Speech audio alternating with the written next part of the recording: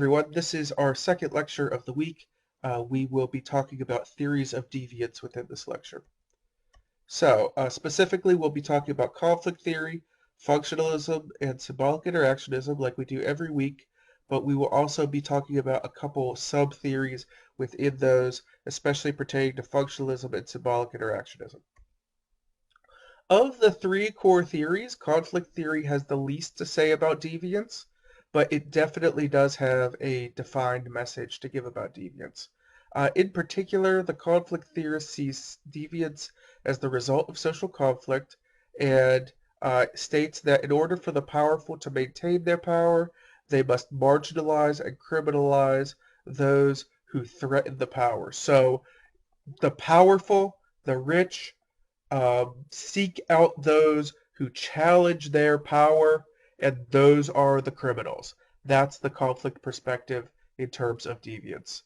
And inequality is reproduced in the way that deviance is defined. So the conflict theorist would also state that poor people don't commit crimes because they're poor. Poor people are driven into situations in which they are forced to commit crimes, and this ultimately benefits the rich. That is from where conflict theorists see deviance. An example of such a person is Eugene Debs. Eugene Debs was the socialist candidate for president in 1900, 1904, 1908, 1912, and 1920. He was imprisoned for sedition in 1918. Sedition is a law that has been ruled unconstitutional. It was once against the law to challenge the government, and that was struck down, I believe, in the 1920s as being against our right to free speech. But the reason why Debs was put in jail was he was encouraging resistance to the draft in World War One, and so World War One wasn't really the clear-cut good guys bad guys war that World War Two was, and as a result, because he challenged uh, those in authority, because he challenged the rich, Debs was put in jail. And that button in your lower left-hand corner says for President Convict number 9653. That was actually Debs's presidential candidate button when he ran for president in 1920 because he was actually in jail during that presidential run. Debs said, "The class which has the power to rob upon a large scale also has the power to control the government and legalize their robbery." That is a conflict perspective on deviance. So you could get away with crime as long as you're rich, and you could basically do whatever you want as long as you're rich. That is the Debs worldview. A more modern worldview was the Occupy Wall Street movement in 2011. These were protests that set up camps in public spaces in order to call attention to issues of social inequality. During Occupy Wall Street, the protesters were portrayed as being crazy, smelly extremists for reasons that were out of their control. And this notion of the 99% and the 1%, the 99% of people having no power and the 1% of people having power, this powerful notion we have in our society now wasn't really something that people thought about prior to 2011. And even though Occupy Wall Street was a pretty short-lived social movement, it changed, it inserted a major idea into our society, which is a big deal. White collar crime is another issue that we are interested in if we talk about conflict theory and deviance. White collar crimes are those crimes that are committed with the knowledge, resources associated with the business. So crimes you do as part of your job, those are usually white collar crimes. And those people with more power, those people with better jobs, typically have greater opportunities to commit white collar crime. Examples of white-collar crime include embezzling, pyramid schemes, and insider trading. These are not seen as dangerous as blue-collar crime, so something like burglary or robbery That's not seen as dangerous as white-collar crime, even though white-collar crime is dramatically more profitable. So holding up a 7-Eleven, you might get, $400 maybe. Or if you embezzle money from a bank, you could get away with millions of dollars.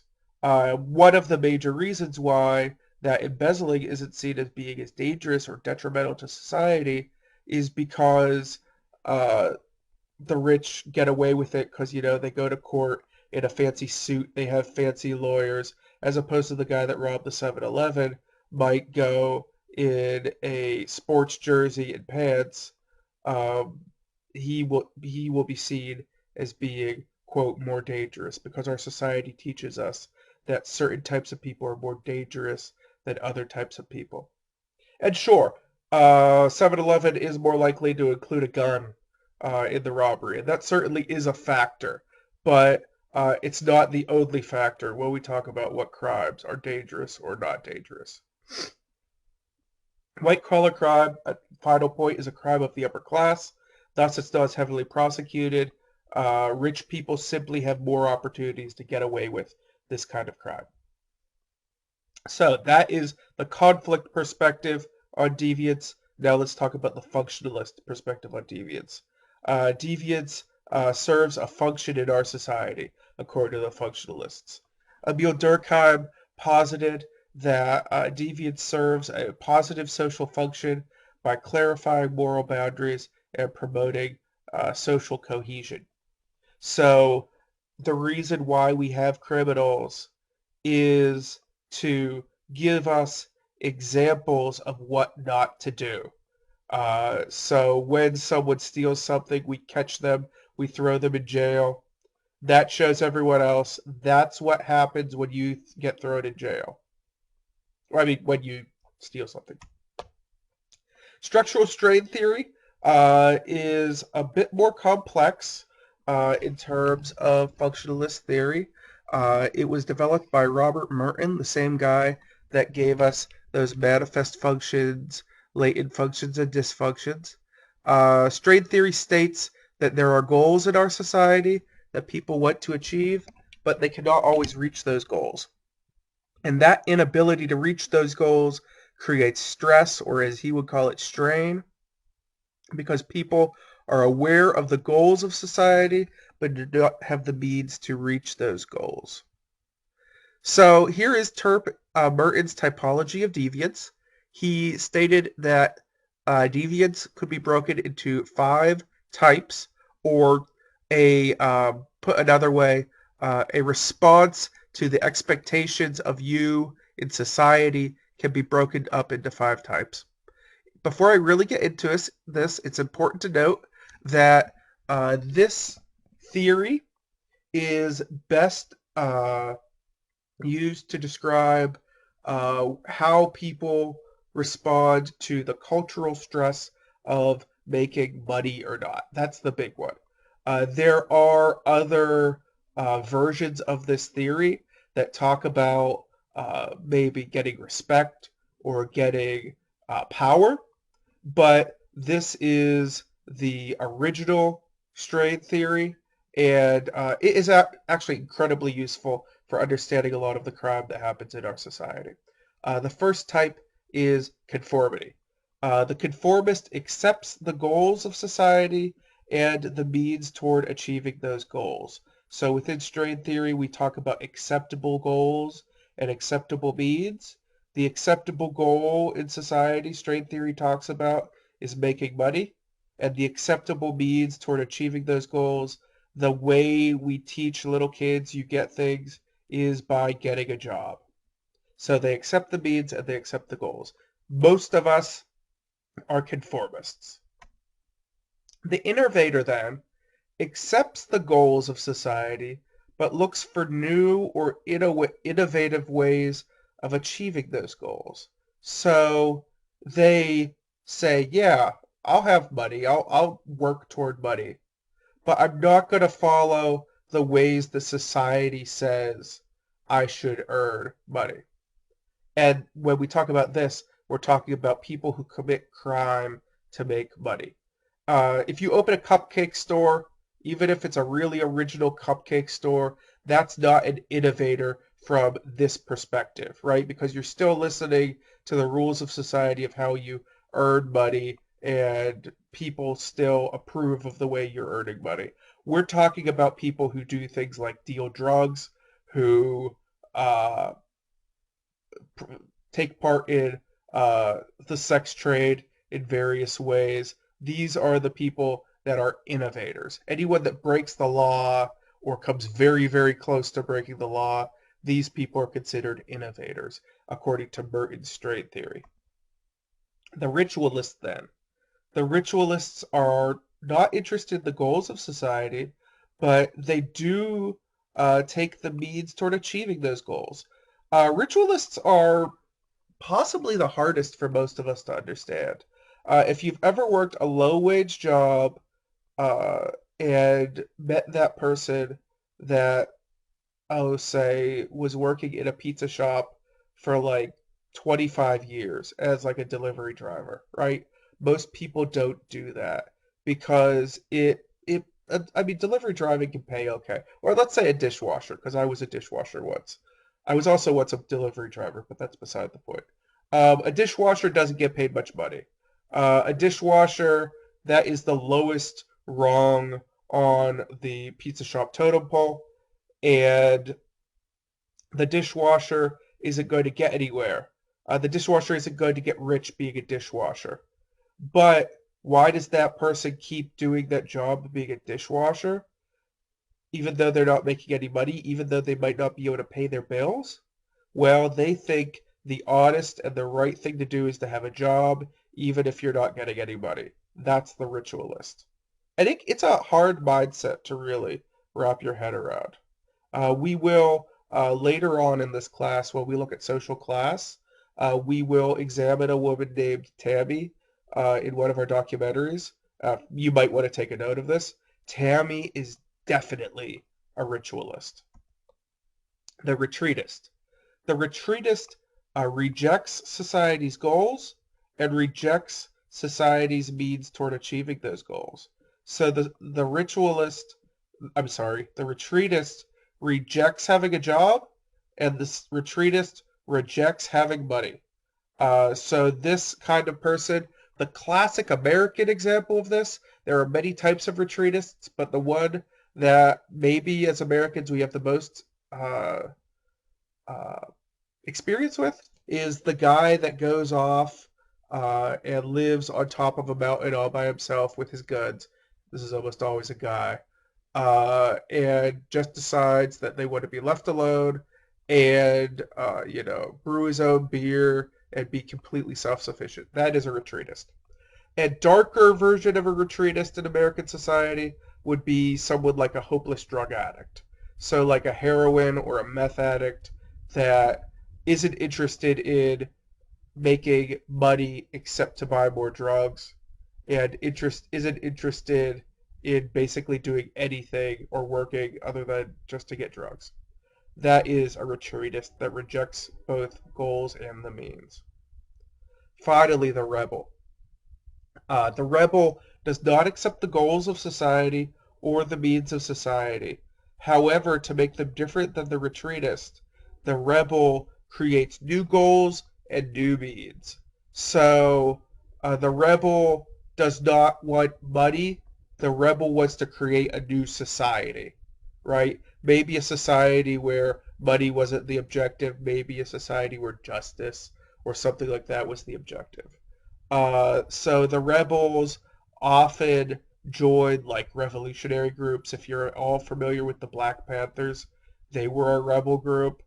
Or they might um, go off into the woods and form a commune and collectively, as a group of people, separate themselves from society and thus creating their own new micro society because they have collectively created new goals as a group as opposed to something the um, the retreatist would. Sorry, my brain skipped there for a second. Okay, So this is a symbolic interactionist perspective. This is called differential association theory. Differential association theory is a theory put forward by Edwin Sutherland.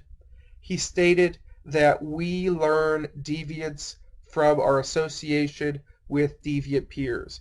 So differential association. We compare we compare ourselves to our peers, and by comparing ourselves to our peers, we find out what is good behavior and bad behavior. This is especially strong among teenagers. This is an instance where the folk knowledge of what your mother might have said when you were a teenager, of if you hang out with bad friends, you'll get bad behavior. That folk knowledge in this instance, sociologists don't always think folk knowledge is great, but in this instance, that holds up. Similarly, if you hang out with good kids, you will pick up good behaviors too. That is the thrust of differential association theory. Now, everyone knows somebody that maybe you were the good hard studier, but you hung out with a bunch of potheads in college, in high school, right? Or a bunch of kids that skip class all the time, but somehow you didn't. That is also covered by differential association theory, but that's in the more advanced versions of that, and you would definitely cover that in a sociology of deviance class. Labeling theory is another symbolic interactionist theory of deviance. Was developed by Howard Becker, one of the early sociologists. It states that deviance is caused by external judgments. So those external judgments are labels, the labels to labeling theory. And these labels can change a person's self-concept and the way that people interact with that person. So the people that get labeled as being bad wind up becoming bad because of the label put on them. Let me tell you a little story to illustrate this. So my brother, when he was in first grade, his teacher just took a disliking to him. My brother talked all the time in class and got labeled as being a bad kid. Well, he was labeled a bad kid by this teacher. He was put in the front of the room and told, "You sit in the front of the room, little boy. You're a bad kid. I'm labeling you as a bad kid." And certainly this teacher went to the teacher's lounge, because all us teachers are people too. And while she smoked her cigarettes, because this was the 1980s, while she smoked her cigarettes, to the fellow teachers, she said, "Oh, this boy, he's such a bad kid. You watch out for him. He's going to be a bad kid in your class too." So when my brother went to second grade, first day put in the front, because the first day that first grade teacher told the second grade teacher, "You watch out for this one. He's a bad kid." Right? And what did my brother do? He started acting out because he was labeled as a bad kid. He had to sit in front of the class where he couldn't get away with things, so everything he did was scrutinized, right? He was yelled at more, and when someone is punished more, they will start to think things like, "Well, if I'm a bad kid, I'm at least going to have fun with it." That is an incredibly powerful example of the danger of labeling children in this way. If you have kids, if you ever do have kids, and you see them getting labeled as being the bad kid, it is critical for you to step forward and intervene, because even if your kid is doing a few bad things, if you can break that bad kid label early enough, then bad things won't happen later on. But if you don't, I mean, bad things could happen later on. My brother eventually got put into a gifted program because they realized he wasn't bad, he was bored. And because he was relabeled not bad kid but smart kid, he is now a lawyer. So, so there you go. So this Re-emphasizes something that labeling can lead to a self-fulfilling prophecy. So that is a prediction that causes itself to become true. So by labeling my brother as a bad kid, he started to eventually do bad things. But then when he was relabeled as a smart kid, greater things were expected of him, and he started to perform better in school. Stigma. Stigma is another uh, symbolic interactionist theory under the label of deviant identities. This is one of Erving Goffman's major contributions. Goffman described any physical or social attribute that devalues a person or a group's identity as being a stigma, and this may exclude those who are devalued from normal social interaction. So Goffman was interested in how groups of people, how people with certain attributes were selected by society as a whole, and what made that group of people different than everyone else. So the most obvious example of stigma in the United States is people of African descent or African Americans. Black skin in many parts of our country will give a deviant identity to an individual. It will cause people that don't know them to treat them with fear or suspicion or whatever. Similarly, people with physical handicaps are often treated as if they are inferior due to our society. Another example would be LGBT people of all stripes are treated as if they're inherently sinful, or at least have been in the past. A lot of these things are changing, but a lot of these things still do persist. Now, don't be mistaken. Goffman did not think these were good things. These were bad things that he studied that he ultimately wanted to fix. Just like a doctor would study cancer to understand how cancer reproduces, that doesn't mean he wants to give people cancer. Passing is a phenomena that stigmatized individuals often engage in if they possibly can. So those stigmatized identities that can be hidden, such as being a criminal, or a criminal who's done their time, or maybe not, homosexual, people with disabilities, often if you're deaf or of particularly bad eyesight, but you can hide that from people, they often do.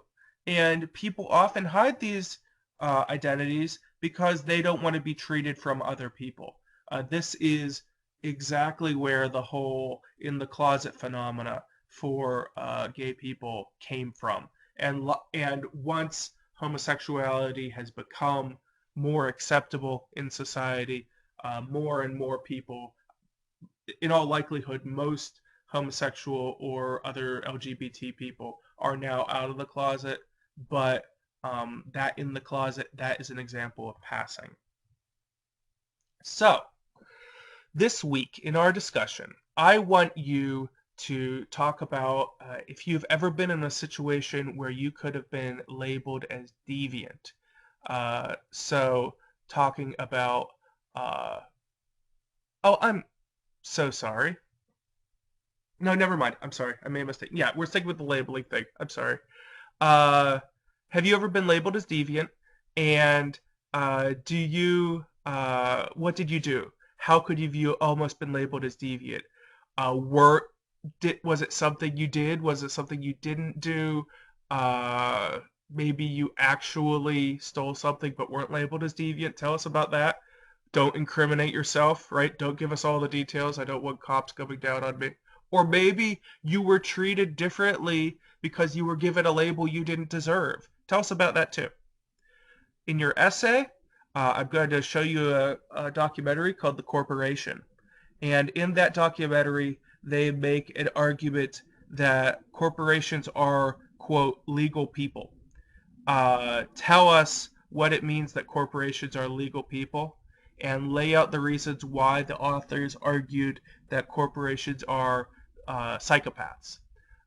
You need a little more detail on that than what I just told you, but I will lay that out in the essay prompt. So that is it. it for this week. Let me know if you have any questions, as always.